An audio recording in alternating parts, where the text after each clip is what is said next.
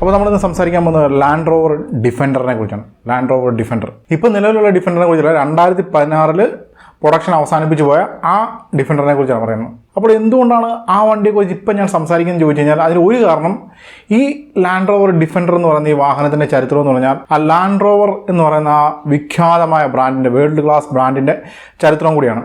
അതൊരു കാരണം. രണ്ടാമത് പറഞ്ഞാൽ നമ്മളിപ്പം കടന്നു പോയിക്കൊണ്ടിരിക്കുന്ന ഒരു ഓട്ടോമൊബൈൽ ഇൻഡസ്ട്രിയെ സംബന്ധിച്ചിടത്തോളം ഒരു വലിയ ട്രാൻസിഷൻ പീരീഡിലൂടെയാണ്. അത് കാറെന്നൊക്കെ പറയുമ്പോൾ നമ്മുടെ മനസ്സിലേക്ക് വരുന്ന ഒച്ചയും ബഹളമൊക്കെ ഉണ്ടാക്കി സഞ്ചരിക്കുന്ന ആ വണ്ടികളുണ്ടല്ലോ, അതൊക്കെ കൊണ്ട് വിട്ടിട്ട് നമ്മൾ പുതിയ നിശബ്ദമായി സഞ്ചരിക്കുന്ന ഇലക്ട്രിക് വാഹനങ്ങളിലേക്ക് ചൂട് മാറ്റിക്കൊണ്ടിരിക്കുന്ന ഒരു കാലഘട്ടത്തിലാണ് നമ്മളിപ്പോൾ ഉള്ളത്. അപ്പോൾ നമ്മൾ ഇന്ന് കാണുന്നതല്ല പറഞ്ഞാൽ പണ്ട് കാലത്തോട്ട് നമ്മൾ ഒരു വാഹനപ്രേമി മനസ്സിൽ ആരാധിക്കുന്ന പല വാഹനങ്ങളും ഇതിൻ്റെ ഭാഗമായിട്ട് ഔട്ടായി പോവും, പുതിയ പുതിയ വാഹനങ്ങൾ വരും. അപ്പോൾ അങ്ങനെ ഒരു സാഹചര്യത്തിൽ നമ്മൾ നിൽക്കുമ്പോൾ ചില ഐക്കോണിക് ആയിട്ടുള്ള, അതായത് ഓട്ടോമൊബൈൽ ഇൻഡസ്ട്രിയുടെ ചരിത്രം പറയുമ്പോൾ നമുക്ക് ഒരിക്കലും ഒഴിവാക്കാൻ പറ്റാത്ത ചില വാഹനങ്ങളുണ്ട്. അങ്ങനെയുള്ള ചില വാഹനങ്ങളെക്കുറിച്ച് ഒരു അനുസ്മരണം നടത്തണമെന്നൊരു വലിയ വളരെക്കാലമായിട്ടുള്ള ആഗ്രഹമാണ്. ആ അനുസ്മരണ പ്രസംഗത്തിന് ഞാൻ തയ്യാറാക്കിയ ലിസ്റ്റിലുള്ള ഒരു പ്രധാന വാഹനമാണ് നമ്മുടെ അംബാസഡർ എന്ന് പറയുന്നത്. അപ്പോൾ അംബാസഡറിനെ കുറിച്ച് നല്ല റിസർച്ച് ഒക്കെ നടത്തിയിട്ട് നല്ല വീഡിയോ ചെയ്യണം. അപ്പോൾ അതുകൊണ്ടാണ് ഞാൻ അതിനെ അവധിക്ക് വെച്ചിരിക്കുന്നത്. അപ്പോൾ ആ കൂട്ടത്തിൽപ്പെടുന്നൊരു വാഹനമാണ് ഡിഫൻഡർ. അതുപോലെ G-Wagon, ലാൻഡ് ക്രൂയിസർ ഉണ്ട്. അങ്ങനെ ഒരുപാട് വാഹനങ്ങളുണ്ട്. ഇതിനെക്കുറിച്ചൊക്കെ വീഡിയോകൾ ചെയ്യണം. സമയം വളരെ പരിമിതമാണ്. നമുക്ക് വിമാനങ്ങളുടെ വീഡിയോ ചെയ്യണം, തോക്കുകളുടെ വീഡിയോ ചെയ്യണം, അതുപോലെ തന്നെ നമുക്ക് വാർ സ്റ്റോറീസ് ചെയ്യാനുണ്ട്. അങ്ങനെ ഒരുപാട് കാര്യങ്ങൾ ചെയ്യാൻ അവിടെ കിടപ്പുണ്ട്. അതിൻ്റെ കൂട്ടത്തിൽ നമ്മൾ ഇതും കൂടെ ഇടയ്ക്കിടയ്ക്ക് ചെയ്തില്ലെങ്കിൽ ഒരു യൂട്യൂബർ എന്ന നിലയിൽ എനിക്കൊരു സാറ്റിസ്ഫാക്ഷൻ കിട്ടത്തില്ല. അതുകൊണ്ട് നമുക്ക് ഡിഫൻഡറിൻ്റെ ഒരു വീഡിയോ കൂടെ ചെയ്തേക്കാന്ന് വെച്ചു. അപ്പോൾ ഞാൻ ഈ പഴയ വാഹനങ്ങളുടെ വീഡിയോ ചെയ്യുമ്പോൾ നിങ്ങൾ വിചാരിക്കുമായിരിക്കും ഇയാൾക്ക് ഈ പുതിയ ടെക്നോളജി ഒന്നും ഇഷ്ടമില്ലാത്ത ആളായിരിക്കും, അല്ലെങ്കിൽ ഒരു ഇലക്ട്രിക് വാഹന വിരുദ്ധനൊക്കെ ആയിരിക്കും എന്നൊക്കെ വിചാരിക്കും. പക്ഷേ അങ്ങനെയൊന്നുമല്ല. എന്നെ സംബന്ധിച്ചിടത്തോളം ടെക്നോളജിക്കൽ എവല്യൂഷൻ എന്ന് പറയുന്ന സംഭവം എനിക്ക് വലിയ താല്പര്യമുള്ള ആളാണ്. ടെക്നിക്കലി എനിക്ക് ഇന്റർണൽ കമ്പഷൻ എഞ്ചിൻ വണ്ടികളൊക്കെ തന്നെയാണ് ഇഷ്ടം. എന്നാലും മോഡേൺ ടെക്നോളജിയിൽ എനിക്കൊരു കൗതുകമുള്ള ആളാണ്. കൗതുകം എന്താണെന്ന് ചോദിച്ചാൽ പ്രത്യേകിച്ച് ഇലക്ട്രിക് കാറുകൾ, ഇതിന്റെ കാര്യത്തിൽ എന്താണ് EV എന്ന് പറയുന്ന സാധനത്തിന്റെ കാര്യത്തിൽ എന്താണ് കൗതുകം എന്ന് ചോദിച്ചു കഴിഞ്ഞാൽ, ഇപ്പം നമ്മൾ പെട്രോളിയം പ്രോഡക്ട്സ് ആണല്ലോ ഫ്യൂവലായിട്ട് ഉപയോഗിക്കുന്നത്. അതായത് ഫോസിൽ ഫ്യൂവൽസ് എന്ന് നമ്മൾ വിളിക്കുന്ന പെട്രോൾ, ഡീസൽ, CNG ഇങ്ങനെയുള്ള കാര്യങ്ങളൊക്കെയാണ് ഉപയോഗിക്കുന്നത്. പക്ഷേ ഇതൊക്കെ നമുക്ക് ഒരിക്കലും വീട്ടിലുണ്ടാക്കാൻ പറ്റത്തില്ല. ഏതെങ്കിലും ഒരു കുത്തക മുതലാളി ഇത് കുഴിച്ചെടുത്ത് വേറൊരു കുത്തക മുതലാളി ഇത് വാറ്റി നമുക്ക് ഡീസലും പെട്രോളും ഒക്കെ ആക്കിയിട്ട് തന്നാൽ മാത്രമേ ഉള്ളൂ നമുക്ക് ഈ വണ്ടിക്കകത്ത് ഒഴിച്ച് ഇത് ഓടിക്കാൻ പറ്റത്തുള്ളൂ. ഇനിയിപ്പം പോസ്റ്റ് മോഡേൺ ഫ്യൂവൽ എന്നൊക്കെ വിളിക്കാൻ പറ്റുന്ന നമ്മുടെ ഗ്രീൻ ഹൈഡ്രജൻ, ഈ സാധനം വന്നാലും ഏതാണ്ട് അവസ്ഥ ഇതൊക്കെ തന്നെ ആയിരിക്കും. ഇവന്മാർ ടാങ്കിനകത്താക്കി തന്നാൽ മാത്രമേ നമുക്കിത് വണ്ടിയെ പിടിപ്പിക്കാൻ പറ്റത്തുള്ളൂ. പക്ഷേ ഇലക്ട്രിക് കാറുകളിൽ ഞാൻ കാണുന്നൊരു വലിയ പ്രത്യേകത എന്ന് പറഞ്ഞാൽ ഈ ഇലക്ട്രിസിറ്റി എന്ന് പറയുന്ന സാധനം വേണ്ടി നമുക്ക് വീട്ടിലുണ്ടാക്കാം. അതായത് നമുക്ക് വേണമെങ്കിൽ 2 സോളാർ പാനൽ ഒഴിച്ച് റൂഫിന് മുകളിൽ പിടിപ്പിച്ച് കഴിഞ്ഞാൽ നമുക്ക് ഒരു കാർ ഓടിക്കാനുള്ള ഇലക്ട്രിസിറ്റി ഒക്കെ നമുക്ക് വീട്ടിൽ ഉണ്ടാക്കിയെടുക്കാൻ പറ്റും. അപ്പം ഭാവിയിൽ ഇലക്ട്രിക് കാറുകളൊരു കാലഘട്ടമാണ് വരുന്നതെങ്കിൽ ഒരു വാഹനം ഉപയോഗിക്കുക എന്നുള്ള കാര്യം നമ്മളെ സംബന്ധിച്ചിടത്തോളം തികച്ചും ടെൻഷൻ ഫ്രീ ആയിട്ട് മാറും. അതായത് ഗവൺമെൻറ് ഫ്യൂവലിന് വില കൂട്ടിയാലും ഇലക്ട്രിസിറ്റിക്ക് വില കൂട്ടിയാലും ഒന്നും നമ്മളെ അത് ബാധിക്കത്തേയില്ല. കാരണം എന്താണ്, നമ്മൾ വീടിൻ്റെ മുകളിൽ സോളാർ പാനൽ പിടിപ്പിച്ചിരിക്കുന്നു, അതിൽ നിന്ന് ഇലക്ട്രിസിറ്റി ഉണ്ടാക്കുന്നു, അത് വണ്ടിയിലോട്ട് കയറ്റുന്നു, നമ്മൾ ഓടിക്കുന്നു. വളരെ മനോഹരമായ ഒരു കാലഘട്ടം. ഇനി ഭാവിയിൽ ഗവൺമെൻറ് വീട്ടിൽ ഇലക്ട്രിസിറ്റി ഉണ്ടാക്കാൻ പറ്റത്തില്ലെന്നൊരു നിയമം വല്ലതും പാസ്സാക്കി കഴിഞ്ഞാൽ നമ്മൾ പെട്ടുപോകും. പിന്നെ ഇപ്പോൾ ഈ വീട്ടിൽ കഞ്ചാവ് വളർത്തിയതിന് ആളെ അറസ്റ്റ് ചെയ്തെന്നൊക്കെ പറഞ്ഞ പോലത്തെ ഒരു അവസ്ഥയാകും. അതായത് വീട്ടിൽ സോളാർ പാനൽ ഉപയോഗിച്ച് വൈദ്യുതി ഉൽപ്പാദിപ്പിച്ച അനീഷ് മോഹനെ പോലീസ് അറസ്റ്റ് ചെയ്തിരിക്കുന്നത്. ഇങ്ങനെയൊക്കെ ആയിരിക്കും ഭാവിയിലുള്ള വാർത്തകൾ. അപ്പോൾ അതെന്തെങ്കിലും വെക്കണം. അപ്പോൾ അങ്ങനെ ഒരു കാലഘട്ടം, അങ്ങനെ ഈ ഇന്റർണൽ കമ്പസ്റ്റൻ എഞ്ചിനുകൾ ഇല്ലാത്തൊരു കാലഘട്ടം സമീപഭാവിയിൽ തന്നെ ഉണ്ടാകുമെന്നുള്ളൊരു വിശ്വാസത്തിലാണ് ഇത്തരം വീഡിയോകൾ ചെയ്യുന്നത്. ഇനിയിപ്പോൾ ഞാനങ്ങോട്ട് പറയാൻ പോകുന്നത് ഡിഫൻഡർ എന്ന് പറയുന്ന വാഹനത്തിൻ്റെ ഹിസ്റ്ററിയാണ്. ഡിഫൻഡർ എന്ന് പറയുന്ന വാഹനത്തിൻ്റെ ഹിസ്റ്ററി എന്ന് പറഞ്ഞാൽ അത് ലാൻഡ് റോവർ എന്ന് പറയുന്ന ബ്രാൻഡിൻ്റെ ചരിത്രം തന്നെയാണ്. അപ്പോൾ വാഹനങ്ങൾ ഇഷ്ടമില്ലാത്ത ആരും തന്നെ എൻ്റെ ചാനൽ കാണുന്നില്ലെന്നുള്ളൊരു ശുഭാപ്തി വിശ്വാസത്തോടുകൂടി ഞാൻ ഡിഫൻഡറിൻ്റെ കഥ അങ്ങോട്ട് പറയാൻ പോകണേ. അപ്പോൾ ലാൻഡ് റോവർ ഡിഫൻഡർ, ഇപ്പം ഞാൻ തമിഴ്നാട്ടിൽ ലോകാവസാനത്തെ അതിജീവിക്കാൻ നിർമ്മിച്ച വാഹനം എന്നാണ് പറഞ്ഞിരിക്കുന്നത്. അത് ഞാൻ വെറുതെ പറഞ്ഞതല്ല. ഇത് ഡിഫൻഡറിനെ കുറിച്ച് പൊതുവെ പറയപ്പെടുന്ന ഒരു അഭിപ്രായമാണ്. അതായത് നമുക്കറിയാം, ലോകാവസാനം ഇനി സംഭവിക്കുകയാണെങ്കിൽ അത് സംഭവിക്കാൻ പോകുന്ന വലിയ ആണവ വിസ്ഫോടനങ്ങൾ നടന്നിട്ട് ആണവ യുദ്ധത്തിൻ്റെ ഫലമായിട്ടൊക്കെ ആയിരിക്കും ഇനി ഒരു ലോകാവസാനം ഉണ്ടാകുകയാണെങ്കിൽ സംഭവിക്കാൻ പോകുന്നു. അപ്പോൾ ചില ശാസ്ത്രജ്ഞന്മാർ അതിനെക്കുറിച്ച് ഇങ്ങനെ അഭിപ്രായപ്പെടുന്നു. അങ്ങനെ ഈ ന്യൂക്ലിയർ എക്സ്പ്ലോഷൻ നടത്തി, ഒരു ആണവ വിസ്ഫോടനം നടത്തി ഒരു ലോകാവസാനം ഉണ്ടാകുകയാണെങ്കിൽ അതിനെ അതിജീവിക്കാൻ പോകുന്ന ഒരേ ഒരു ജീവി നമ്മുടെ പാറ്റയായിരിക്കും. പാറ്റ, കോക്രോച്ച്. അപ്പോൾ ഇങ്ങനെ ഒരു അഭിപ്രായം മുന്നോട്ട് വന്നപ്പോൾ നമ്മുടെ ലാൻഡ് റോവർ അഭിപ്രായപ്പെട്ടു, അങ്ങനെ പാറ്റ മാത്രമായിട്ട് ഈ ലോകത്ത് അവശേഷിക്കത്തില്ല. അങ്ങനെ ഒരു സംഭവം ഉണ്ടാകണം, അങ്ങനെ ഒരു ന്യൂക്ലിയർ എക്സ്പ്ലോഷൻ ഉണ്ടായി ഈ ലോകം അവസാനിക്കുകയാണെങ്കിൽ ലോകത്ത് അവശേഷിക്കുന്ന സാധനങ്ങളുടെ കൂട്ടത്തിൽ ഞങ്ങളുടെ ഡിഫൻഡറും കാണുമെന്ന് പറഞ്ഞു. അത് ലാൻഡ് റോവർ വെറുതെ കയറി തള്ളിയതൊന്നുമില്ല. 1992 ലാൻഡ് റോവർ ഒരു സർവേ നടത്തി. അതായത് 1949 മുതൽ 1992 വരെ അവർ നിർമ്മിച്ച വാഹനങ്ങളിൽ എത്ര എണ്ണം പ്രത്യേകിച്ച് പ്രശ്നങ്ങളൊന്നുമില്ലാതെ റോഡിലൂടെ ഓടുന്നുണ്ടെന്നുള്ളതിനെ കുറിച്ചൊരു സർവേ നടത്തി. അപ്പോൾ അങ്ങനെ സർവേ നടത്തിയപ്പോൾ അവർക്ക് ലഭിച്ച വിവരം എന്ന് പറഞ്ഞാൽ അവർ നിർമ്മിച്ച, അതായത് 1949 തൊട്ട് 1992 വരെയുള്ള ആ കാലയളവിൽ നിർമ്മിച്ച 70% വാഹനങ്ങളും യാതൊരു കുഴപ്പമില്ലാതെ റോഡിൽ ഓടുന്നുണ്ടെന്നാണ്. അതായത് ബുള്ളറ്റ് പ്രൂഫ് ബിൽഡ് ക്വാളിറ്റിയോടെ നിർമ്മിച്ച വാഹനങ്ങളാണ് ലാൻഡ് റോവർ ആ സമയത്തൊക്കെ പുറത്തിറക്കിക്കൊണ്ടിരുന്നത്. അങ്ങനെ Land Rover bullet proof build ക്വാളിറ്റിയോടെ നിർമ്മിച്ച ലാൻഡ് റോവർ ഡിഫൻഡറാണ് 2016 പടിയിറങ്ങിപ്പോയത്. അപ്പം പുതുതായിട്ട് വന്ന ഡിഫൻഡർ ഒരു മോശം വാഹനമാണെന്നല്ല ഞാൻ പറഞ്ഞു വരുന്നത്. പുതുതായിട്ട് വന്ന ഡിഫൻഡർ എന്ന് പറഞ്ഞു കഴിഞ്ഞാൽ അത് വളരെ മികച്ചൊരു വാഹനമാണ്. അത് വളരെ മികച്ച വാഹനമാണെന്ന് പറഞ്ഞു കഴിഞ്ഞാൽ അതിലൊരു ആധുനിക വാഹനത്തിൽ കണ്ട എല്ലാവിധ തരത്തിലുള്ള ഡിജിറ്റൽ സാങ്കേതികതയും ഡ്രൈവറെ സഹായിക്കുന്ന പല കാര്യങ്ങളും കൂടാതെ TV, ഫ്രിഡ്ജ്, ഫോണ്, നമുക്കൊരു ലക്ഷറി ലൈഫിന് വേണ്ട എല്ലാ സംവിധാനങ്ങളും ഉള്ളൊരു വാഹനമാണത്. പക്ഷേ ആ വാഹനം ഡിഫൻഡർ അല്ലെന്ന് ഞാൻ പറയാൻ കാര്യം ഈ ഓഫ് റോഡിങ് എന്ന് പറയുന്ന ഈ മാസ്മരിക പ്രതിഭാസത്തെ ഒരു സംഗീതം പോലെ ആസ്വദിക്കുന്ന മനുഷ്യന്മാരോട് ചോദിച്ചറിയാം ഞാൻ എന്താണ് പറഞ്ഞതെന്ന്. അതായത് അറ്റ്ലീസ്റ്റ് നിങ്ങളൊരു ജിപ്സിയിൽ ഓടിച്ചിട്ടുണ്ടെങ്കിൽ നിങ്ങൾക്ക് മനസ്സിലാകും ഞാൻ എന്താണ് പറഞ്ഞതെന്ന്. അപ്പോൾ ഈ ഡിഫൻഡറിൻ്റെ കഥ ആരംഭിക്കുന്നത് ഈ സെക്കൻഡ് വേൾഡ് വാറിന് ശേഷം ഇംഗ്ലണ്ടിലാണ്. അതായത് നമ്മൾ ഇതിനോടൊപ്പം പല വീഡിയോകളിലും പറഞ്ഞിട്ടുള്ളതാണ് സെക്കൻഡ് വേൾഡ് വാർ എന്ന് പറയുന്ന സംഭവം യൂറോപ്പിനെ അടിമുടി നശിപ്പിച്ചു കളഞ്ഞു. അതായത് ബ്രിട്ടൻ ആയിക്കോട്ടെ അല്ലെങ്കിൽ യൂറോപ്യൻ വൻകരയിലുള്ള മറ്റു രാജ്യങ്ങളായിക്കോട്ടെ അവിടെയെല്ലാം ഉള്ള സകല തരത്തിലുള്ള ഇൻഫ്രാസ്ട്രക്ചറും വ്യവസായശാലകളും എല്ലാം നശിച്ച് ആകെപ്പാടെ ഈ രാജ്യങ്ങളെല്ലാം പാപ്പരായി പിച്ചച്ചട്ടി എടുത്ത അവസ്ഥയിലായിരുന്നു. പ്രത്യേകിച്ച് വ്യവസായശാലകളോ ഫാക്ടറികളോ ഒന്നും അവിടെ പ്രവർത്തിക്കുന്നില്ല. അപ്പോൾ ഈ സമയത്ത് നമ്മുടെ കഥാനായകൻ അതായത് ബ്രിട്ടീഷ് ലക്ഷറി കാർ മേക്കേഴ്സ് ആയിട്ടുള്ള റോവറിൻ്റെ ചീഫ് ഡിസൈനർ മൗറിസ് വിക്സ് പുള്ളിയുടെ പണിയെല്ലാം പോയി പുള്ളിയുടെ ഗ്രാമത്തിൽ പോയി കൃഷിയൊക്കെ ചെയ്ത് ഇങ്ങനെ ജീവിച്ചുകൊണ്ടിരിക്കുകയായിരുന്നു. അപ്പോൾ അങ്ങനെ യുദ്ധമൊക്കെ അവസാനിച്ച് കുറേ നാൾ കഴിഞ്ഞപ്പോൾ നമ്മുടെ വിക്സിനൊരു ആഗ്രഹം വന്നു, ഏതായാലും യുദ്ധമൊക്കെ അവസാനിച്ചല്ലോ, ഇനി ചെറിയ തോതിൽ നമ്മുടെ ഈ ലക്ഷറി കാർ മാനുഫാക്ചറിങ് കൊണ്ട് ആരംഭിക്കാം, അതിനുള്ള ഡിസൈനൊക്കെ വരച്ച് കാര്യങ്ങൾ കൊണ്ട് ആരംഭിക്കാം എന്നുള്ള രീതിയിൽ പുള്ളി ചില ആഗ്രഹങ്ങൾ, ചില സ്വപ്നങ്ങൾ പുള്ളിയുടെ മനസ്സിൽ ഉടലെടുക്കാൻ തുടങ്ങി. പക്ഷേ മൗറിസ് വിക്ക് ഈ കാര്യം പലരോടും അവതരിപ്പിച്ച് ഓരോ ഈ നാട്ടിൽ കാർ ഉണ്ടാക്കാൻ പോയിട്ട് ഒരു ചെറിയ വീട് വെക്കാനുള്ള സ്റ്റീൽ പോലും കിട്ടാനില്ല, പിന്നെ നീ എന്തെടുത്തിട്ട് കാർ ഉണ്ടാക്കുമെന്ന് ചോദിച്ചു. അതായത് കാര്യം ശരിയാണ്, ആ സമയത്ത് സ്റ്റീൽ എന്ന് പറയുന്ന സാധനത്തിന് ബ്രിട്ടനിൽ റേഷനിങ് ഉണ്ട്. അതായത് ബ്രിട്ടീഷ് രാജാവിൻ്റെ അടുത്ത് നിന്ന് പ്രത്യേക അനുവാദം വാങ്ങിച്ച് പുള്ളി അനുവാദം കൊടുത്താൽ മാത്രമേ ഉള്ളൂ നമുക്ക് ഈ സ്റ്റീൽ എന്ന് പറയുന്ന സാധനം ആ സമയത്ത് കിട്ടുള്ളൂ. സ്റ്റീൽ ഇല്ലാതെ കാർ ഉണ്ടാക്കാൻ പറ്റത്തില്ലോ. രാജാവിൻ്റെ അടുത്ത് കാര്യമായിട്ട് അവർ ചെന്നപ്പോൾ അവരിന് രാഷ്ട്ര പുനർനിർമ്മാണത്തിനെ സഹായിക്കുന്ന കാര്യങ്ങൾക്ക് മാത്രമേ ഇനിയും ഇവിടെ സ്റ്റീൽ കുറേ നാളത്തേക്ക് തരത്തുള്ളൂ, അതുകൊണ്ട് ലക്ഷറി കാർ ഉണ്ടാക്കുന്ന കാര്യമൊക്കെ അങ്ങ് മറന്നേക്കാൻ പറഞ്ഞു. വിക്സ് വീട്ടിൽ വന്ന് വളരെ സങ്കടത്തോടെ വീണ്ടും വന്ന് കൃഷി ചെയ്യാൻ തുടങ്ങി. അപ്പോൾ പുള്ളി കൃഷിയിടത്തിലൂടെ ഒക്കെ സഞ്ചരിക്കാൻ പുള്ളി ഉപയോഗിച്ചിരുന്നത് നമ്മുടെ ഒരു വില്ലീസിൻ്റെ ജീപ്പാണ്. അപ്പോൾ ഇങ്ങനെ ഒരു ദിവസം വീട്ടിൽ വന്നപ്പോൾ ഈ വില്ലീസിൻ്റെ ജീപ്പ് കണ്ടപ്പോൾ പുള്ളിക്കൊരു ആഗ്രഹം മനസ്സിൽ തോന്നി, എന്തുകൊണ്ട് ഇതുപോലൊരു വാഹനം ഉണ്ടാക്കിക്കൂടാ, അതായത് ഒരു യൂട്ടിലിറ്റി വെഹിക്കിൾ. അപ്പോൾ യൂട്ടിലിറ്റി വെഹിക്കിൾ എന്ന് പറയുമ്പോഴത്തേന് അതിനെ വേണമെങ്കിൽ ഈ രാഷ്ട്ര പുനർനിർമ്മാണത്തിന് സഹായിക്കുന്ന ഒരു ഉപകരണമായിട്ട് നമുക്ക് വേണമെങ്കിൽ അതിനെ അവതരിപ്പിക്കാൻ സാധിക്കും. അതായത് കൃഷിയിടത്തിൽ പണിയെടുക്കാനും അല്ലെങ്കിൽ ഈ കെട്ടിടങ്ങൾ പണിയുന്ന സ്ഥലത്തുമൊക്കെ നമുക്ക് ഈ സാധനം ഉപയോഗിക്കാൻ സാധിക്കും. അപ്പോൾ അങ്ങനെ ഒരു വാഹനം നിർമ്മിക്കാം എന്ന് പുള്ളി തീരുമാനിച്ചു. ഏതായാലും പുള്ളി വില്ലീസ് ജീപ്പിനെ അടിസ്ഥാനപ്പെടുത്തിക്കൊണ്ടൊരു ഡിസൈൻ അങ്ങോട്ട് വരച്ചു. അങ്ങനെ അവർ ഇതിൻ്റെ ഒരു പ്രോട്ടോടൈപ്പ് ഉണ്ടാക്കി. പ്രോട്ടോടൈപ്പ് എന്ന് പറഞ്ഞാൽ ഈ ജീപ്പിൻ്റെ ഷാസി ഉപയോഗിച്ചാണ് ഇത് നിർമ്മിക്കുന്നത്. അപ്പോൾ ഞാൻ ജീപ്പിൻ്റെ വീഡിയോയിൽ എടുത്തു പറഞ്ഞാണ് ലോകത്ത് നിന്ന് നിലവിലുള്ള ഏതാണ്ട് എല്ലാ ഓഫ് റോഡിങ് ജെയിൻസ് എന്ന് വിളിക്കാൻ പറ്റുന്ന വാഹനങ്ങൾക്കെല്ലാം അടിസ്ഥാനം എന്ന് പറഞ്ഞു കഴിഞ്ഞാൽ അതിൻ്റെ എല്ലാം ജനനത്തിൽ എവിടെയെങ്കിലുമൊക്കെ ഈ ജീപ്പിൻ്റെ ഒരു സ്വാധീനം നമുക്ക് കാണാൻ സാധിക്കും. അത് നമ്മുടെ ഡിഫൻഡർ ആയിക്കോട്ടെ, അല്ലെങ്കിൽ ലാൻഡ് ക്രൂസർ ആയിക്കോട്ടെ, അല്ലെങ്കിൽ വേറെ ഏതെങ്കിലും ഒരു ഓഫ് റോഡർ ആയിക്കോട്ടെ, അതിൻ്റെ എല്ലാം ഡിസൈനിൽ ഏതെങ്കിലുമൊക്കെ തരത്തിൽ നമ്മുടെ ഈ വില്ലീസ് ജീപ്പ് എന്ന് പറയുന്ന സാധനം നമ്മുടെ ജീപ്പ് സ്വാധീനിച്ചിട്ടുണ്ടായിരിക്കും. അപ്പോൾ ജീപ്പിൻ്റെ പ്ലാറ്റ്ഫോം എടുത്തിട്ടാണ് ഇവർ ഇതിനെ നിർമ്മിക്കാൻ ആരംഭിക്കുന്നത്. അപ്പോൾ ആ പ്ലാറ്റ്ഫോമിൽ ഇവർ റോവറിൻ്റെ P3 എന്ന് പറയുന്നൊരു ലക്ഷറി കാറാണ്, അതിൻ്റെ എഞ്ചിൻ എടുത്ത് പിടിപ്പിച്ചു. അപ്പോൾ ഇവർ നിർമ്മിക്കാൻ ഉദ്ദേശിച്ച ഒരു പ്യുവർലി യൂട്ടിലിറ്റി വെഹിക്കിളാണ്. അതായത് വില്ലീസ് ഈ യുദ്ധം കഴിഞ്ഞപ്പം jeep, civilian jeep, CJ jeep എന്ന് പറയുന്ന സാധനം നിർമ്മിക്കുമ്പോൾ അതിനെ അവരെന്താണോ വിഭാവനം ചെയ്തത് അതേ സംഭവത്തിന് അതേ കൺസെപ്റ്റാണ് ഇവർ ഇവിടെ ഉപയോഗിച്ചത്. അതായത് പാടത്തും പറമ്പിലും ട്രാക്ടർ പോലെ പണിയെടുക്കാൻ പറ്റുന്ന, എന്നാൽ റോഡിലൂടെ ഓടിക്കാനും പറ്റുന്ന ഒരു വാഹനം, അതായിരുന്നു ഇവർ നിർമ്മിക്കാൻ ഉദ്ദേശിച്ചത്. അതുകൊണ്ട് തന്നെ മൗറിസ് വിക്സ് ഡിസൈൻ ചെയ്ത ഇനിഷ്യൽ ഡിസൈനിലും അതിൻ്റെ പ്രോട്ടോടൈപ്പിലും ഒക്കെ ഈ സെൻട്രൽ പൊസിഷനിലായിരുന്നു അതിൻ്റെ സ്റ്റിയറിംഗ് വീൽ ഉണ്ടായിരുന്നത്. നമ്മുടെ ട്രാക്ടറിൻ്റെ ഒക്കെ പോലെ നടുക്ക് ഭാഗത്തായിട്ടായിരുന്നു ഇതിൻ്റെ സ്റ്റിയറിംഗ് വീലൊക്കെ ഉണ്ടായിരുന്നത്. പിന്നീട് പ്രൊഡക്ഷൻ ലെവലിൽ വന്ന പ്രൊഡക്ഷൻ വേരിയൻറ്റിൽ ഈ പ്രൊഡക്ഷൻ കോസ്റ്റ് കുറയ്ക്കാൻ വേണ്ടി ഈ സ്റ്റിയറിംഗിൻ്റെ പൊസിഷനൊക്കെ മാറ്റുന്നുണ്ട്. അതിൽ ഒരുപാട് മാറ്റങ്ങൾ വരുന്നുണ്ട്. അപ്പോൾ അങ്ങനെ ഒരു നമ്മുടെ ജീപ്പിൻ്റെ പ്ലാറ്റ്ഫോം എടുത്താണ് ഇത് പണി തുടങ്ങിയെങ്കിലും ഫൈനലി ഇത് പ്രൊഡക്ഷനിലേക്ക് വന്നപ്പോൾ തന്നെ ഇതിൽ ജീപ്പിൻ്റെ ഒരു ചെറിയ പാർട്സ് പോലും ഇവർ ഉപയോഗിച്ചില്ല. അതായത് ഇത് ജീപ്പിനേക്കാളും നീളവും വീതിയും ഭാരവും ഒക്കെ കൂടിയ അതിലും പവർഫുൾ ആയിട്ടുള്ളൊരു വണ്ടിയായിരുന്നു വിക്സ് ഫൈനലി ലാൻഡ് റോവർ ആയിട്ട് നിർമ്മിച്ചിറക്കിയത്. അപ്പം അതാണ് ഡിഫൻഡർ അല്ല, ലാൻഡ് റോവർ എന്നാണ് എൻ്റെ പേര്.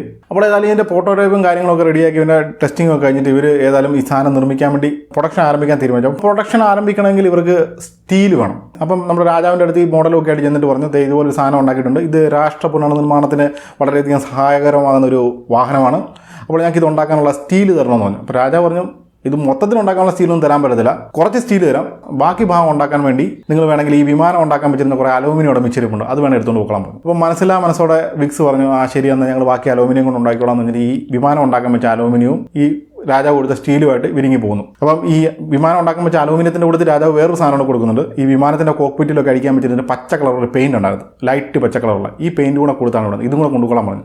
ഇനിയും വണ്ടി ഉണ്ടാക്കി കഴിഞ്ഞാൽ പെയിൻറ്റ് അടിക്കാൻ വേണ്ടി വേറെ തപ്പി നടക്കേണ്ട, ഈ പെയിൻറ്റ് കൂടെ കൊണ്ടുപോകാൻ പറഞ്ഞു. അതുകൊണ്ടാണ് ഈ ലാൻഡ് റോവറിൻ്റെ ആദ്യ മോഡലിനൊക്കെ ഒരു ലൈറ്റ് ഗ്രീൻ ഷെയ്ഡിലുള്ള പെയിൻ്റാണ്, അത് ഈ വിമാനത്തിൻ്റെ കോക്പിറ്റിൽ അടിക്കാൻ പറ്റുന്ന പെയിൻ്റാണ്. അപ്പോൾ അതിൻ്റെ ഷാസിയും കാര്യങ്ങളൊക്കെ ഇവർ സ്റ്റീൽ ഉപയോഗിച്ച് നിർമ്മിച്ചു. പക്ഷേ ബോഡി നിർമ്മിക്കാൻ വേണ്ടി ഇവർ ഉപയോഗിച്ചത് അലൂമിനിയാണ്. അപ്പോൾ വിക്സ് ഏതായാലും മനസ്സോടെയാണ് ഈ ബോഡി അലൂമിനിയത്തിൽ നിർമ്മിക്കുക എന്നുള്ള ഉദ്ദേശത്തോടെ മുന്നോട്ട് പോയത്. പക്ഷേ ഇത് അലൂമിനിയത്തിൽ നിർമ്മിച്ചപ്പോഴത്തേനും വിക്സിന് ഒരുപാട് അഡ്വാൻറ്റേജുകളുണ്ടായി. അലൂമിനിയം എന്ന് പറയുന്നത് സ്റ്റീലിനേക്കാളും ലൈറ്റ് വെയിറ്റ് ഉള്ള ഒരു സാധനമാണ്. അതായത് നമുക്കറിയാം ഈ സ്പോർട്സ് കാറുകളും ഒക്കെ നിർമ്മിക്കാൻ വേണ്ടി അലൂമിനിയം ഉപയോഗിക്കാറുണ്ട്. ഈ കാർബൺ ഫൈബർ വരുന്നതിന് മുമ്പത്തെ കാര്യമാണ് പറയുന്നത്. അത് നമ്മുടെ ഫെറാറി കാലിഫോർണിയ ഒക്കെ നിർമ്മിച്ചത് അലൂമിനിയം കൊണ്ടാണ്. അലൂമിനിയം കൊണ്ട് നിർമ്മിച്ചത് സ്വാഭാവികമായിട്ടും വണ്ടിയുടെ ഭാരം കുറഞ്ഞു. അതുകൊണ്ട് പവർ ടു വെയിറ്റ് റേഷ്യോ വല്ലാതെ കൂടി. തന്നെയുമല്ല അലൂമിനിയം സ്റ്റീലിനെ അപേക്ഷിച്ച് വളരെ കൊറോഷൻ റെസിസ്റ്റൻ്റ് ആണ്. അതായത് തുരുമ്പ് പിടിക്കാനുള്ള സാധ്യത അലൂമിനിയത്തിൽ തീരെയില്ല. അതുകൊണ്ട് ഇതൊരു വളരെ റഫ് യൂസ് ചെയ്യാൻ പറ്റുന്ന ഒരു വാഹനമായിട്ട് മാറി. അതായത് മഴയത്തോ വെയിലത്തോ ഒക്കെ പുറത്തിട്ടാലും അല്ലെങ്കിൽ ഇതിലേക്കൂടെ ഓടിച്ചുകൊണ്ട് പോയാലും അത് വെള്ളത്തിൽ കൂടെ ഓടിച്ചുകൊണ്ട് പോയാലും ഒന്നും ഇതിൽ പെട്ടെന്ന് തുരുമ്പ് പിടിക്കത്തില്ല. അങ്ങനെ ഏതായാലും 1948 ലാൻഡ് റോവർ എന്ന് പറയുന്ന വാഹനത്തിന്റെ പ്രൊഡക്ഷൻ ആരംഭിച്ചു. 1949 ആംസ്റ്റർഡാം മോട്ടോർ ഷോയിൽ നമ്മുടെ മൗറിസ് വിക്സിന്റെ സഹോദരൻ സ്പെൻസർ വിക്സ് ഈ വാഹനം അവതരിപ്പിക്കുകയാണ്. അപ്പോൾ അവിടെ നിന്ന് അങ്ങോട്ട് റോവർ കമ്പനി 1990 വരെ നിർമ്മിച്ച ഒരേ ഒരു വാഹനം ഈ ലാൻഡ് റോവറാണ്. അതിന് ഡിഫൻഡർ ആയിട്ടില്ല, അതിൻ്റെ പേര് ലാൻഡ് റോവർ എന്നാണ്. 1990 ആണ് ഇതിൻ്റെ പേര് ഡിഫൻഡർ എന്നാക്കി മാറ്റുന്നത്. അതായത് ഡിസ്കവറി എന്ന് പറയുന്ന വാഹനം വരുന്നു. ആ സമയത്ത് അവരുടെ കൺഫ്യൂഷൻ ഒഴിവാക്കാൻ വേണ്ടിയാണ് ഡിഫൻഡർ എന്നുള്ള പേര് വന്നത്. അപ്പോൾ അതിലേക്ക് നമുക്ക് വരാം. അപ്പോൾ നമ്മൾ പറഞ്ഞല്ലോ ഈ കൃഷിയിലും മറ്റു പണിസ്ഥലങ്ങളിലൊക്കെ ഉപയോഗിക്കാൻ പറ്റുന്ന ഒരു രാഷ്ട്ര പുനർനിർമ്മാണത്തിന് സഹായിക്കുന്ന ഒരു യൂട്ടിലിറ്റി വെഹിക്കിളായിട്ടാണ് ഇതിനെ പുറത്തിറക്കിയത്. അപ്പോൾ ബ്രിട്ടനിൽ ഈ സമയത്ത് നമ്മുടെ ഈ കൊമേഴ്സ്യൽ വെഹിക്കിൾസിന് ടാക്സ് ഇളവുകളുണ്ട്. അത് ബ്രിട്ടനിൽ ഇപ്പോഴും ഉണ്ടെന്നാണ് എൻ്റെ ഒരു അറിവ്. അതുകൊണ്ട് തന്നെ ഇതൊരു കൊമേഴ്സ്യൽ വെഹിക്കിളായിട്ടാണ് മാർക്കറ്റ് ചെയ്തത്. അത് ബ്രിട്ടനിൽ മാത്രമല്ല പല കോമൺവെൽത്ത് രാജ്യങ്ങളിലേക്ക്, അതായത് നമ്മുടെ ഓസ്ട്രേലിയ പോലുള്ള രാജ്യങ്ങളിലേക്ക് കയറ്റി വെച്ചു. 1950 ആയപ്പോൾ സൗത്ത് ആഫ്രിക്കയിലൊക്കെ ഇതിൻ്റെ അസംബ്ലി പ്ലാന്റ് ആരംഭിക്കുന്നുണ്ട്. അങ്ങനെ കോമൺവെൽത്ത് രാജ്യങ്ങൾ, ഈ പറഞ്ഞ Australia, south Africa, middle eastern countries, ഇങ്ങനെയുള്ള പല രാജ്യങ്ങളും ഇത് പതിയെ ഒരു ജനപ്രിയ വാഹനമായിട്ട് മാറുന്നുണ്ട്. അപ്പോൾ 1948 മുതൽ 1958 വരെ നിർമ്മിച്ച വാഹനങ്ങൾ ഡിഫൻഡർ അറിയപ്പെടുന്ന സീരീസ് 1 എന്നാണ്. ഇതിൽ ഉപയോഗിച്ച ഒരു 1.6 ലിറ്റർ പെട്രോൾ എഞ്ചിനാണ്. ഏതാണ്ട് 50 bhp പവർ പ്രൊഡ്യൂസ് ചെയ്യുന്നു. അതുപോലെ റോവർ P3 ഉപയോഗിക്കുന്ന 4 സ്പീഡ് ഗിയർ ബോക്സ് ഉപയോഗിക്കുന്നത്. കൂടാതെ ഒരു വളരെ കോംപ്ലിക്കേറ്റഡ് ആയിട്ടുള്ള ഒരു 4 വീലർ ഡ്രൈവ് സിസ്റ്റം ഇതിൽ ഉപയോഗിക്കുന്നത്. 1950 ആയപ്പോഴത്തേക്കിന് ഇതിന് കൂടുതൽ പവർഫുൾ ആയിട്ടുള്ള ഒരു 2 ലിറ്റർ എഞ്ചിൻ വരുന്നുണ്ട്. അതുപോലെ തന്നെ പുതിയ ഈ കോംപ്ലിക്കേറ്റഡ് ഉള്ള 4 വീലർ ഡ്രൈവ് സിസ്റ്റം ആയി ഒരു പുതിയ 4 വീലർ ഡ്രൈവ് സിസ്റ്റം വരുന്നുണ്ട്. അപ്പം ഈ 1950 സ്റ്റാൻഡേർഡ് ഒക്കെ വെച്ച് ഈ വണ്ടി വളരെ പവർഫുൾ ആയിട്ടുള്ള വണ്ടിയായിരുന്നു. പക്ഷേ ബ്രിട്ടനിലെ ഈ ടാക്സ് ബെനിഫിറ്റ് കിട്ടാൻ വേണ്ടി ഈ സാധനം നമ്മൾ പറഞ്ഞല്ലോ കൊമേഴ്സ്യൽ വെഹിക്കിളായിട്ടാണ് ഇത് വിറ്റിരുന്നത്. അതുകൊണ്ട് തന്നെ ടോപ്പ് സ്പീഡ് 48 km/h എന്നുള്ള രീതിയിൽ റെഗുലേറ്റ് ചെയ്ത് വെച്ചിരിക്കുകയായിരുന്നു. 1953 ആയപ്പോഴത്തേന് കൂടുതൽ ലക്ഷൂറിയസ് ആയിട്ടുള്ള സ്റ്റേഷൻ വാഗൺ ടൈപ്പ് മോഡലൊക്കെ നിർമ്മിക്കാൻ ശ്രമം നടത്തുന്നുണ്ട്. അതായത് നമ്മൾ പറഞ്ഞല്ലോ നമ്മുടെ ഈ റോവർ എന്ന് പറയുന്ന കമ്പനി ലക്ഷറി കാർ മാനുഫാക്ചേഴ്സ് ആയിരുന്നു. അപ്പം നമ്മുടെ വിക്സും ഡിസൈൻ ചെയ്ത് പഠിച്ചത് ലക്ഷറി കാറായിരുന്നു. അപ്പോൾ ആ ഒരു തോട്ട് പ്രോസസ്സ് നടക്കുന്നതുകൊണ്ടായിരിക്കും ഇവരിതൊരു ലക്ഷറി വണ്ടിയൊക്കെ മാറ്റാനൊക്കെ ആദ്യം ശ്രമിക്കുന്നുണ്ട്. പക്ഷേ അതൊന്നും അങ്ങോട്ട് പുറത്തോട്ട് വന്നില്ല. 1954 ഒരു ലോങ് വീൽ ബേസ് മോഡൽ വരുന്നുണ്ട്. അത് 80 ഇഞ്ച് എന്നുള്ള ഒറിജിനൽ വീൽ ബേസിൽ നിന്ന് അത് 107 ഇഞ്ച് വലിച്ചു നീട്ടി ലോങ് വീൽ ബേസ് മോഡൽ വരുന്നുണ്ട്. അപ്പോൾ ഈ ലാൻഡ് റോവർ സീരീസ് 1 എന്ന് പറയുന്ന സംഭവം പ്രശസ്തമാക്കിയ ഒരു പ്രധാന വ്യക്തി എന്ന് പറഞ്ഞാൽ നമ്മുടെ ക്യൂൺ എലിസബത്ത് ആണ്. Queen Elizabeth II. പുള്ളിക്കാരി പല കോമൺവെൽത്ത് രാജ്യങ്ങളിൽ സന്ദർശനം നടത്തിയപ്പോൾ പുള്ളി ഒരു ഔദ്യോഗിക വാഹനമായിട്ട് അവിടെ ഉപയോഗിച്ചത് ഈ ഡിഫൻഡറാണ്. അങ്ങനെ ഈ രാജ്ഞി ഇതിൽ സഞ്ചരിക്കാൻ തുടങ്ങിയപ്പോഴത്തേന് അങ്ങനെ ഫോട്ടോകളും കാര്യങ്ങളൊക്കെ വരാൻ തുടങ്ങിയപ്പോഴത്തേന് ഈ വണ്ടി സ്വാഭാവികമായിട്ടും പ്രശസ്തമായി. അതുപോലെ തന്നെ ഈ ബ്രിട്ടൻ്റെ വാർ ടൈം പ്രൈം മിനിസ്റ്റർ ആയിരുന്ന വിൻസ്റ്റൺ ചർച്ചിലിന് ഒരു ലാൻഡ് റോവർ, ഒരു സ്പെഷ്യൽ ലാൻഡ് റോവർ ഉണ്ടാക്കി ഈ റോവർ കമ്പനി കൊടുക്കുന്നുണ്ട്. അപ്പോൾ ഇവർ ഇങ്ങനെയുള്ള പ്രശസ്ത വ്യക്തികളുടെ സ്വാധീനം കൂടി ആയപ്പോഴത്തേക്കിന് ഈ വാഹനം വളരെ പെട്ടെന്ന് തന്നെ ലോക പ്രശസ്തമായി. അതുപോലെ തന്നെ ആ സമയത്ത് ബ്രിട്ടീഷ് ആർമി ഉപയോഗിച്ചിരുന്ന ലൈറ്റ് മിലിറ്ററി വെഹിക്കിൾ എന്ന് പറയുന്ന ഓസ്റ്റിൻ ചാമ്പ് എന്ന് പറയുന്നൊരു വാഹനമാണ്. പക്ഷെ നമ്മുടെ ഈ ലാൻഡ് റോവർ വന്നതോടെ ഒരു ബ്രിട്ടീഷ് ആർമി ഈ ചാമ്പിനെ ഒന്ന് റീപ്ലേസ് ചെയ്യാൻ തീരുമാനിച്ചു. അതായത് അതിനുവേണ്ടി ഈ ലാൻഡ് റോവർ ടെസ്റ്റ് ചെയ്തു. അവർ ടെസ്റ്റ് ചെയ്ത് നോക്കിയപ്പോഴത്തേക്കും അവർക്ക് മനസ്സിലായി ഈ ലാൻഡ് റോവർ എന്ന് പറയുന്ന വാഹനത്തിനും ചാമ്പ് ചെയ്യുന്ന എല്ലാ ജോലികളും ചെയ്യാൻ സാധിക്കും. കൂടാതെ ലാൻഡ് റോവറിന് ഒരു അഡ്വാൻറ്റേജ് ഉണ്ട്. ലാൻഡ് റോവറിന് ചാമ്പിൻ്റെ പകുതി വില മാത്രമേ ഉള്ളൂ. അത് തന്നെ ലാൻഡ് റോവറിൻ്റെ ബിൽഡ് ക്വാളിറ്റി ചാമ്പിനേക്കാളും വളരെ മികച്ചായിരുന്നു. അങ്ങനെ ബ്രിട്ടൻ നമ്മുടെ ഓസ്റ്റിൻ ചാമ്പിനെ ലാൻഡ് റോവർ ഉപയോഗിച്ച് റീപ്ലേസ് ചെയ്യുന്നുണ്ട്. അങ്ങനെ 1955 ആയപ്പോഴത്തേക്കും ലാൻഡ് റോവർ കൂടുതൽ റോഡ് ഫ്രണ്ട്ലി ആയിട്ടുള്ള ഒരു 2 litre high speed diesel engine ഘടിപ്പിക്കുന്നുണ്ട്. ഇത് വന്നുകൊണ്ട് ലാൻഡ് റോവർ സ്വാഭാവികമായിട്ടും കൂടുതൽ പവർഫുള്ളായി. അത് തന്നെയല്ല ഈ സമയത്ത് ഒരു 10 സീറ്റ് വേരിയൻ്റ് ഒക്കെ ഇതിൽ ഇറക്കുന്നുണ്ട്. അപ്പം ആ സമയമൊക്കെ ആയപ്പോഴത്തേനും ഈ ലാൻഡ് റോവർ എന്ന് പറയുന്ന വാഹനം ഒരു പ്രോപ്പർ മൾട്ടി യൂട്ടിലിറ്റി വെഹിക്കിളായിട്ട് മാറുന്നുണ്ട്. അതായത് കൃഷിയിടത്തിലും യുദ്ധഭൂമിയിലും കൊമേഴ്സ്യൽ വർക്ക് സൈറ്റുകളിലും അല്ലെങ്കിൽ മെഡിക്കൽ എമർജൻസി ആംബുലൻസ് ആയിട്ടും അതുകൂടാതെ റോഡിലും വളരെ മികച്ച രീതിയിൽ ഉപയോഗിക്കാൻ പറ്റുന്ന ഒരു വാഹനമായിട്ട് ലാൻഡ് റോവർ മാറി. അങ്ങനെ 1958 ആയപ്പോൾ ലാൻഡ് റോവറിൻ്റെ സീരീസ് 1 എന്ന് പറയുന്ന സംഭവത്തിൻ്റെ പ്രൊഡക്ഷൻ നിർത്തിയിട്ട് സീരീസ് 2 എന്ന് പറയുന്ന പ്രൊഡക്ഷൻ വരുന്നത്. ഇതിൽ വളരെയധികം അപ്ഗ്രഡേഷൻ വരുന്നുണ്ട്. അതായത് കൂടുതലും ഈ കോസ്മെറ്റിക് അപ്ഗ്രഡേഷൻസ് ആണ്. അതായത് നമ്മൾ ഈ സീരീസ് 1നെ അപേക്ഷിച്ച് കൂടുതൽ ഒരു റൗണ്ടഡ് ഡിസൈൻ ആയിട്ട് മാറുന്നുണ്ട്. ഈ സീരീസ് 2ലാണ് ഡിഫൻഡറിൻ്റെ ഐക്കോണിക് ഡിസൈൻ എലമെൻ്റ് എന്നൊക്കെ പറയപ്പെടുന്ന ഈ ബാരൽ സൈഡ് വേസ്റ്റ് ലൈൻ ഒക്കെ വരുന്നത്. കൂടാതെ സീരീസ് 2ൽ ഒരു 2.2 ലിറ്റർ പെട്രോൾ എഞ്ചിൻ വരുന്നുണ്ട്. അത് 75 bhp പവർ വേണ്ട 168 ന്യൂട്രൺ ടോർക്കൊക്കെ പ്രൊഡ്യൂസ് ചെയ്യാൻ പറ്റുന്ന ഒരു എഞ്ചിൻ. 1985 വരെ കണ്ട് ഈ എഞ്ചിൻ ലാൻഡ് റോവർ ഉപയോഗിക്കുന്നുണ്ട്. പിന്നീട് 1961 മുതൽ പല ഫേസ് ലിഫ്റ്റുകളും വരുന്നുണ്ട്. അതിൽ ഇടയ്ക്കിടയ്ക്ക് എഞ്ചിനുകളിൽ മാറ്റം വരുന്നുണ്ട്. അതായത് 2.2 ലിറ്റർ ഒരു ഡീസൽ എഞ്ചിൻ വരുന്നുണ്ട്. അത് കഴിഞ്ഞ് 2.6 ലിറ്റർ ഒരു പെട്രോൾ എഞ്ചിൻ വരുന്നുണ്ട്. 1967 ലോങ് വീൽ ബേസ് മോഡൽ വരുന്നുണ്ട്. അപ്പോൾ സീരീസ് 2A ആണ് ഏറ്റവും ഡ്യൂറബിൾ ആയിട്ടുള്ള ലാൻഡ് റോവറായി കണക്കാക്കുന്നത്. ഇതിൻ്റെ പ്രൊഡക്ഷൻ 1969 മുതൽ 1970 നടന്നത്. ഏതാണ്ട് 25,000-ഓളം വാഹനങ്ങളാണ് വിറ്റുപോയത്. അങ്ങനെ 1971 ആയപ്പോഴത്തേന് സീരീസ് 3 എന്ന് പറയുന്ന മോഡൽ വന്നു. ഇവിടെ മുതലാണ് ലാൻഡ് റോവറിലേക്ക് ഈ പ്ലാസ്റ്റിക് എന്ന് പറയുന്ന സാധനം കടന്നു വരുന്നത്. ആ ഓവറോൾ ഷേപ്പ് നമ്മൾ നോക്കുകയാണെങ്കിൽ ഈ സീരീസ് 2A-യും സീരീസ് 3-യും തമ്മിൽ വലിയ വ്യത്യാസം എന്ന് പറഞ്ഞാൽ പക്ഷേ എഞ്ചിനിൽ ഈ 2.2 ലിറ്ററിൽ ഡീസൽ എഞ്ചിനിൽ നാമമാത്രമായ കുറച്ച് പവർ അപ്ഗ്രേഡേഷൻ ഒക്കെ വരുന്നുണ്ട്.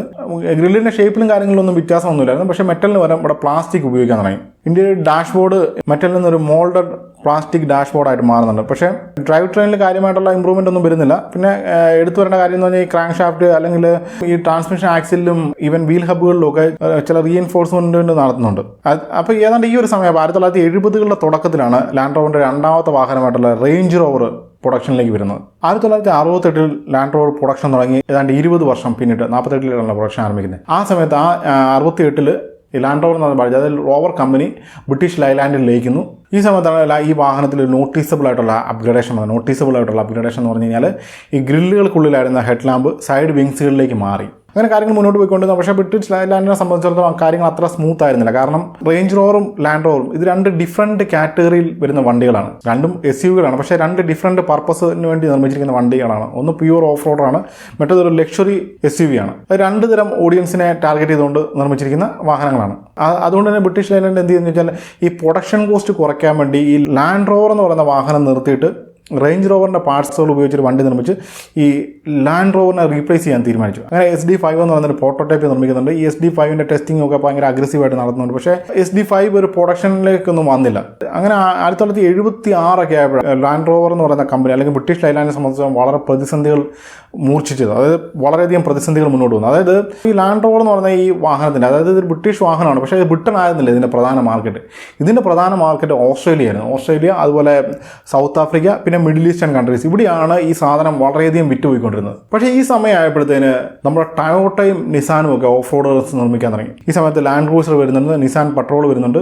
ഈ നിസാൻ പെട്രോളും ലാൻഡ് ക്രൂസറും എന്നൊക്കെ പറഞ്ഞു കഴിഞ്ഞാൽ ലാൻഡ് റോവറിനെ ആവശ്യം വളരെ പവർഫുള്ളായിട്ട് വണ്ടികളായിരുന്നു.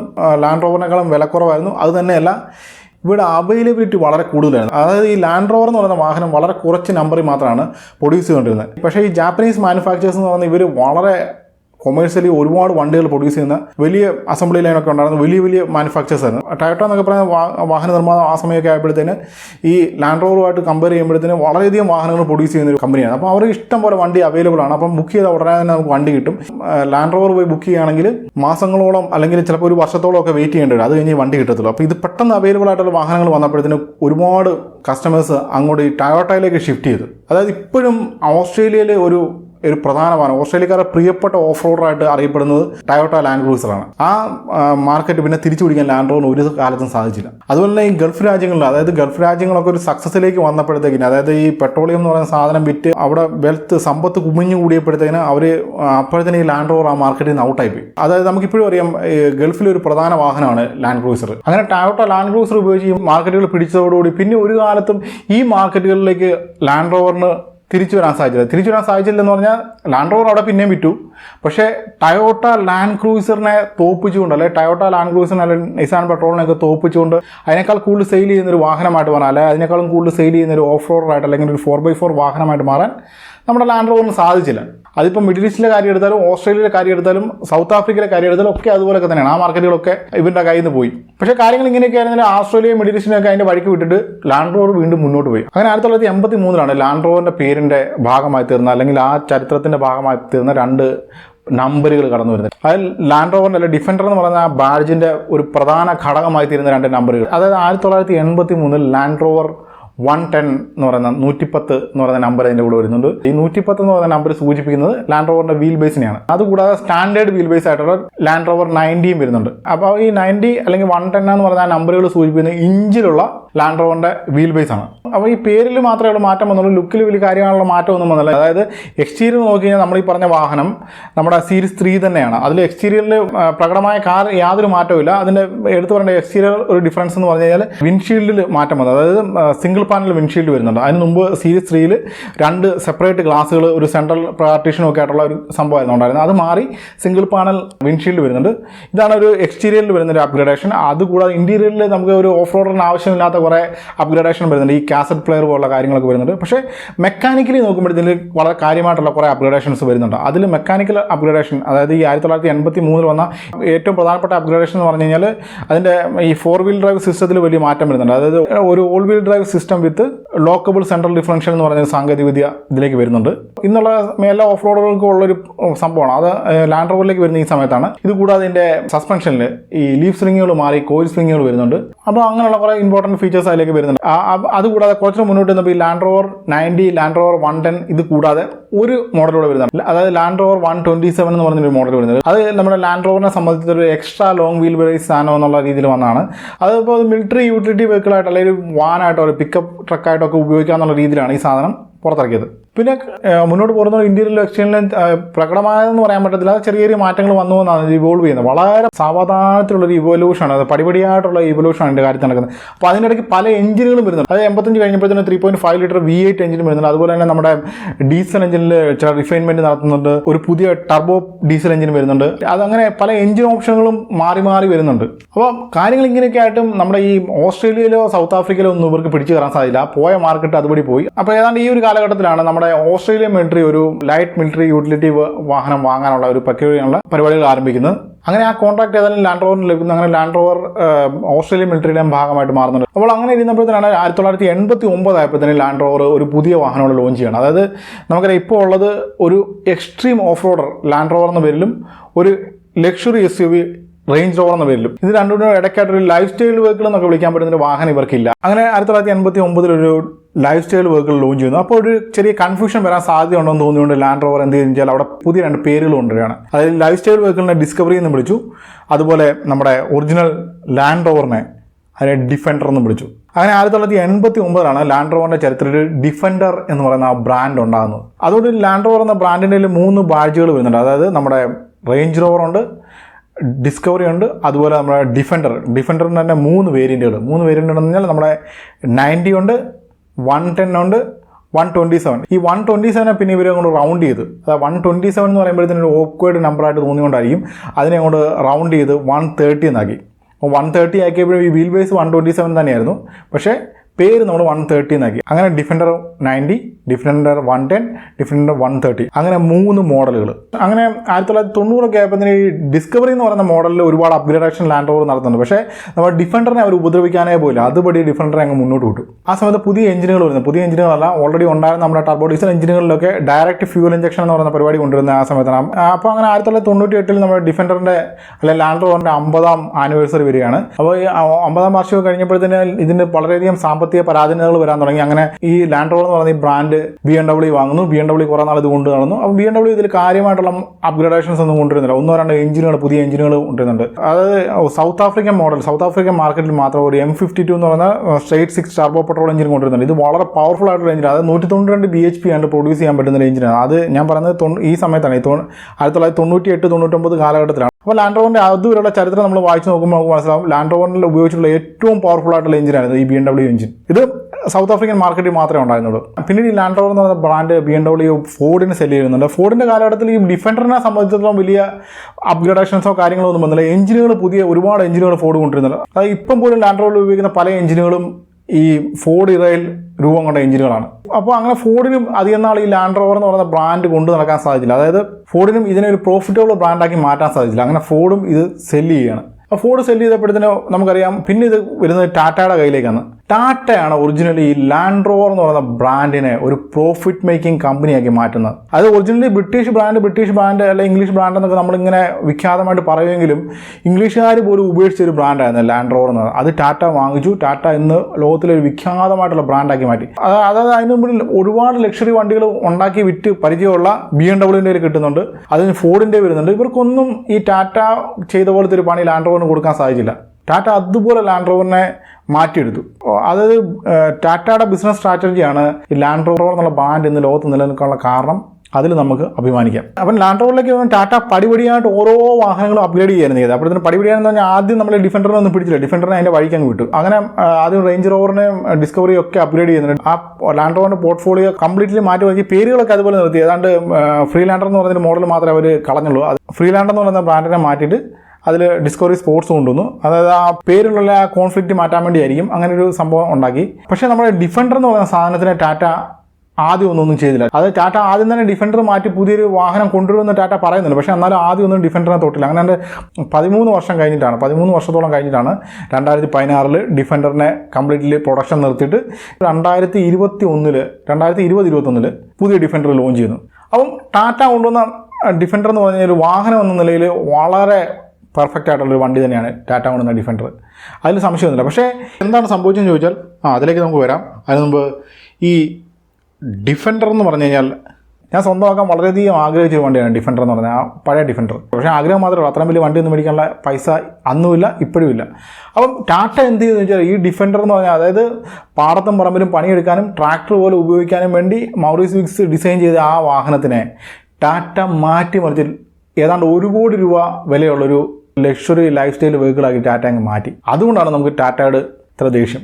അപ്പോൾ എന്നെപ്പോലെയുള്ള പല വണ്ടിപ്രാന്തന്മാരും ടാറ്റയെ പ്രാഗി. ആ പ്രാഗിയോടെ കൂട്ടത്തിലുണ്ടാകുന്നൊരു പ്രധാന വണ്ടിപ്രാന്തനാണ് ജിം റാറ്റ്ക്ലിഫ്, അതായത് സർ ജെയിംസ് ആർതർ റാറ്റ്ക്ലിഫ്. പുള്ളി ബേസിക്കലി ഒരു കെമിക്കൽ കച്ചവടക്കാരനാണ്. കെമിക്കൽ കച്ചവടക്കാരൻ ഇനിയോസ് എന്ന് പറയുന്ന ഒരു കെമിക്കൽ കമ്പനിയുടെ ഓണറാണ് പുള്ളിക്കാരൻ. ബ്രിട്ടനിലുള്ളൊരു വളരെ വലിയൊരു കോടീശ്വരനാണ്. അപ്പം ഇങ്ങനെ എന്നെപ്പോലെ ഈ ഡിഫൻഡറിൻ്റെ ഒരു ആരാധകനായിരുന്നു. എന്നെപ്പോലെ എന്ന് പറഞ്ഞാൽ പുള്ളിക്ക് കാശുണ്ട്, എനിക്ക് കാശില്ല, അതൊരു വ്യത്യാസം മാത്രമേ ഉള്ളൂ. അതുകൊണ്ടാണ് ഞാനിങ്ങനെ കഥ പറഞ്ഞ പോലെ പുള്ളി ഇതുകൊണ്ട് കഥ പറയാൻ തീരുമാനിച്ചില്ല. പുള്ളി നേരെ ടാറ്റ എടുത്തോട്ട് ഇന്നിട്ട് പറഞ്ഞു, നിങ്ങൾ അതിൽ ഈ വണ്ടിയുടെ പ്രൊഡക്ഷൻ നിർത്തി. സാരമില്ല, നിങ്ങൾ പ്രൊഡക്ഷൻ നിർത്തിക്കോ, നമുക്ക് നിങ്ങൾക്ക് ഇപ്പം ഇഷ്ടമില്ലെങ്കിൽ നിങ്ങളുടെ കമ്പനി നിങ്ങൾക്ക് ഇഷ്ടമില്ലെങ്കിൽ നിങ്ങൾ പ്രൊഡക്ഷൻ നിർത്തിക്കോ, അതിലൊന്നും നമുക്ക് യാതൊരു വിരോധമില്ല. പക്ഷേ നിങ്ങൾ ആ പ്രൊഡക്ഷൻ നിർത്തിയ സ്ഥിതിക്ക് അതിൻ്റെ ടൂളിങ്ങും കാര്യങ്ങളൊക്കെ എനിക്ക് തരികയാണെങ്കിൽ ഞാൻ ഈ വണ്ടി പഴയ ഡിഫൻഡർ ഉണ്ടാക്കി പഴയ വിലയ്ക്ക് തന്നെ വിൽക്കാം. അതായത് എന്നെപ്പോലെ ഈ വാഹനം ഇഷ്ടപ്പെടുന്ന ഒരുപാട് പേരുണ്ട്.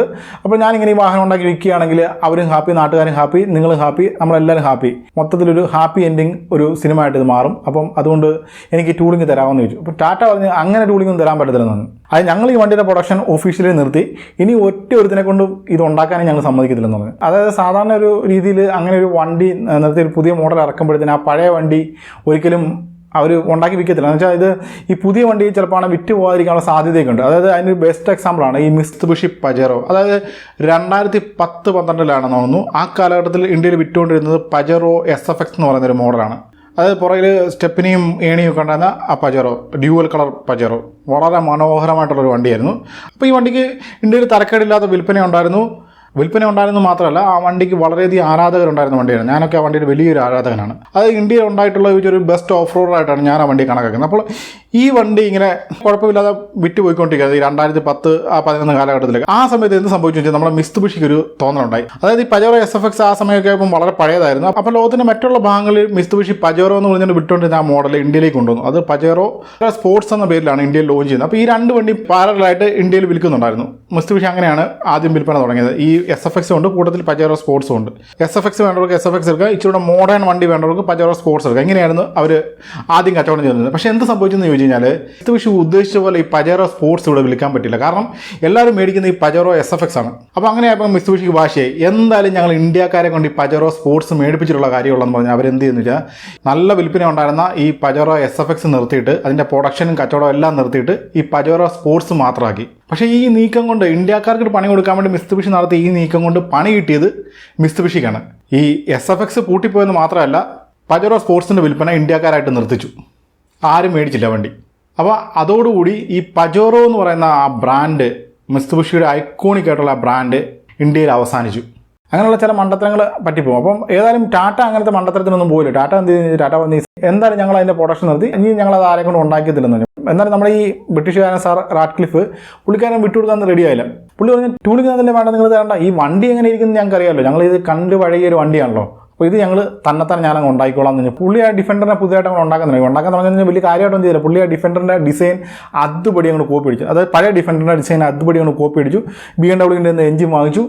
പിന്നെ ഓട്ടോമൊബൈൽ മേഖലയിലുള്ള പല പ്രമുഖരെയും കൂടെ കൂട്ടുപിടിച്ചുകൊണ്ട് ഇനിയോസ് ഗ്രനഡിയർ എന്നൊരു ഓഫ് റോഡർ നിർമ്മിച്ചു. ഇനിയോസ് ഗ്രനഡിയർ അപ്പോൾ ഈ വണ്ടി ഏതാണ്ട് പ്രൊഡക്ഷൻ റെഡിയാണ്. നിങ്ങൾ നെറ്റിലൊക്കെ ചെക്ക് ചെയ്ത് നോക്കി കഴിഞ്ഞാൽ ഇനിയോസ് ഗ്രനഡിയർ ഇതിൻ്റെ വെബ്സൈറ്റ് ഒക്കെ കാണാൻ സാധിക്കും. ഇനിയോസ് ഗ്രനഡിയർ എന്നാണ് പേര്. അപ്പോൾ ഈ പേര് ഗ്രനഡിയർ എന്ന് പറയുന്ന പേര്, ആ പേര് വന്നതിനെക്കുറിച്ച് പല കഥകളുമുണ്ട്. അപ്പോൾ അതിൽ ഏറ്റവും ഇൻട്രസ്റ്റിംഗ് ആയിട്ടുള്ള കഥ ഇങ്ങനെയാണ്. അപ്പോൾ നമ്മൾ പറഞ്ഞല്ലോ, നമ്മൾ റാഡ്ക്ലിഫ് ഓൾറെഡി ടാറ്റയുടെ അടുത്ത് നിന്ന് ടൂളിംഗ് വേണമെന്നൊക്കെ പറഞ്ഞു. പക്ഷേ ടാറ്റ കൊടുത്തില്ല. ടാറ്റ പുള്ളിയെ പറഞ്ഞു വിട്ടു. ആ സങ്കടത്തിൽ, ആ പാട പുള്ളിക്ക് സങ്കടമായിപ്പോയി, ടൂളിംഗ് കിട്ടിയില്ലോ. ആ സങ്കടത്തിൽ പുള്ളിയുടെ കൂട്ടുകാരെ നമ്മളെ കൂട്ടിക്കൊണ്ട് ഒരു ബാറിൽ പോയി നമ്മൾ വെള്ളം അടിച്ചു. അങ്ങനെ വെള്ളം അടിച്ച് കുറേ നേരം പുള്ളി ഇരുന്ന് സങ്കടമൊക്കെ പറഞ്ഞു. ഞാൻ പോയി ടൂളിംഗ് ചോദിച്ചു, ടാറ്റ എനിക്ക് ടൂളിംഗ് തന്നില്ല, അങ്ങനെയൊക്കെ പറഞ്ഞ് പുള്ളിയുടെ സങ്കടം എല്ലാം പറഞ്ഞു. ഇങ്ങനെ ഇരുന്നപ്പോഴത്തേന് ആ അടിച്ച മദ്യത്തിൻ്റെ കിക്ക് കൊണ്ടായിരിക്കും എന്തായാലും പുള്ളിക്ക് അവിടെ ഇരുന്നപ്പോഴത്തേനാണ് ഈ പുതിയ വണ്ടി, ഈ ഡിഫൻഡറിനെ കോപ്പി അടിച്ചുകൊണ്ടൊരു പുതിയ വണ്ടി നിർമ്മിക്കാമെന്നുള്ള ആ മനോഹരമായ ഐഡിയ ബുദ്ധിയിൽ ഉദിച്ചു വന്നത്. അപ്പോൾ ആ ഒരു സംഭവത്തിൻ്റെ ഉപകാര സ്മരണയായിട്ട് പുള്ളി എന്ത് ചെയ്തു വെച്ചാൽ, പുള്ളി ആ ഇരുന്ന് വെള്ളം അടിച്ച ആ ബാറിൻ്റെ പേര് തന്നെ ഈ വണ്ടി കിട്ടും. ആ ബാറിൻ്റെ പേരായിരുന്നു ഗ്രനഡിയർ. ഇനിയോസ് എന്നുള്ള പുള്ളിയുടെ കെമിക്കൽ കമ്പനിയുടെ പേരാണ്. അതുകൂടെ കൂട്ടി ഇനിയോസ് ഗ്രനഡിയർ ആക്കിയുണ്ട്. അപ്പം ഇതാണ് ആ പേരിൻ്റെ പിന്നിലുള്ള ഐതിഹ്യം. അപ്പോൾ അതെന്തെങ്കിലും ഏതായാലും നമ്മുടെ റാഡ്ക്ലിഫ് നമ്മുടെ പഴയ ഡിഫൻഡറിനെ പോലെ, അല്ലെ പഴയ ഡിഫൻഡറിൻ്റെ കോപ്പി എന്നൊക്കെ വിളിക്കാൻ പറ്റുന്ന ഗ്രനഡിയർ നിർമ്മിച്ചു. സംഭവം അതിൻ്റെ പ്രൊഡക്ഷൻ റെഡിയാണ്. പക്ഷേ അത് ഇന്ത്യയിലേക്ക് വരാനുള്ള സാധ്യതയൊന്നുമില്ല. വന്നാലും നമുക്ക് വാങ്ങിക്കുക എന്നുള്ള കാര്യം വളരെ ബുദ്ധിമുട്ടായിരിക്കും. കാഴ്ചയിൽ ഇത് പഴയ ഡിഫൻഡർ പോലെയൊക്കെ ഇരിക്കുമെങ്കിലും വിലയുടെ കാര്യത്തിൽ ഇത് പുതിയ ഡിഫൻഡറിന് തുല്യനാണ്. അതുകൊണ്ട് തന്നെ ഈ പഴയ ഡിഫൻഡർ പോലെ ഓഫ് റോഡിംഗ് ഒക്കെ ചെയ്യാന്നുള്ള രീതിയിൽ ഗ്രനഡിയർ മേടിക്കുന്നതുകൊണ്ട് പ്രത്യേകിച്ച് കാര്യമൊന്നുമില്ല. നമ്മളെ സംബന്ധിച്ചിടത്തോളം ഇപ്പം ഓഫ് റോഡ് ഓടിക്കാൻ വേണ്ടി നല്ല ഒന്നാന്തരം വണ്ടി ഇന്ത്യയിലുണ്ടല്ലോ, നമ്മുടെ മഹീന്ദ്ര താർ ഉണ്ടല്ലോ. ഇപ്പോൾ നമുക്ക് മഹീന്ദ്ര താറൊക്കെ ഓടിച്ച് നടക്കാം. ബ്രിട്ടീഷുകാർ സായിപ്പ് ഗ്രനഡിയറോ ഡിഫൻഡറോ എന്തെങ്കിലുമൊക്കെ ഓടിക്കട്ടെ. അപ്പോൾ ഇതാണ് നമ്മുടെ ഐക്കോണിക് ഓഫ് റോഡറായിട്ടുള്ള ഡിഫൻഡറിൻ്റെ കഥ. അപ്പോൾ തൽക്കാലം ഈ വീഡിയോ ഞാനിവിടെ അവസാനിപ്പിക്കുകയാണ്. വീഡിയോ നിങ്ങൾക്ക് എല്ലാവർക്കും ഇഷ്ടപ്പെട്ടായിട്ട് കരുതുന്നു. അപ്പം ഇതിലും ഇൻട്രസ്റ്റിംഗ് ആയിട്ടുള്ള, ഇതിലും ഇൻഫോർമേറ്റീവ് ആയിട്ടുള്ള മറ്റൊരു വീഡിയോ ആയിട്ട് വീണ്ടും വരാം. അതുവരെ ബൈ.